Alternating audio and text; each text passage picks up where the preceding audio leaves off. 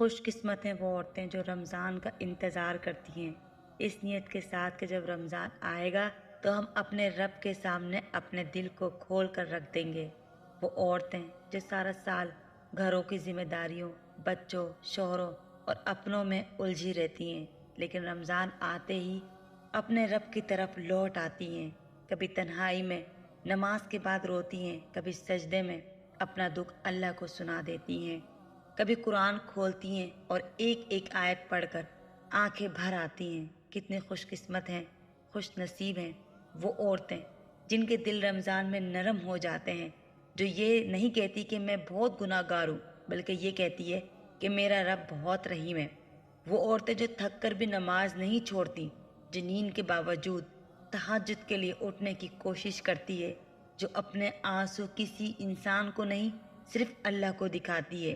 سلام ہے ایسی عورتوں کو میری بہنوں، اپنی اسٹرگل جاری رکھو، ڈی موٹیویٹ مت ہونا، تم اکیلی نہیں ہو، اللہ تمہارے ساتھ ہے اور تمہاری یہ خاموش محنت اللہ دیکھ رہا ہے۔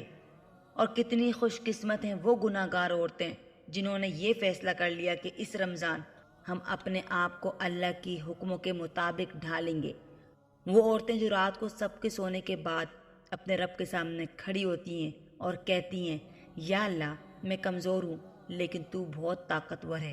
اور سنو میری بہنوں، اللہ نے خود وعدہ کیا ہے، والذین جاہدوا فینا لنہدینہم سبلنا، جو میرے لیے جد و جہد کرے گا میں اس کے لیے ہدایت کے دروازے کھول دوں گا۔ تو اگر آج تم کوشش کر رہی ہو، آنسو بہا رہی ہو، خود کو بدلنے کی کوشش کر رہی ہو، جد و جہد میں لگی ہوئی ہو، تو یقین رکھو اللہ تم سے راضی ہونے کے قریب ہے۔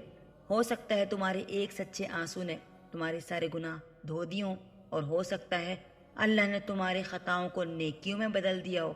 بس شیطان کی یہ بات کبھی مت سننا کہ تم بہت خراب ہو، یہ اللہ کی بات سنو کہ وہ تمہارے دل کی دبی ہوئی آوازیں بھی جانتا ہے۔ تو بہن اپنے رب پر یقین رکھو، اسٹرگل جاری رکھو، سجدے مت چھوڑو، کیونکہ ہدایت کے دروازے تمہارے لیے کھل رہے ہیں۔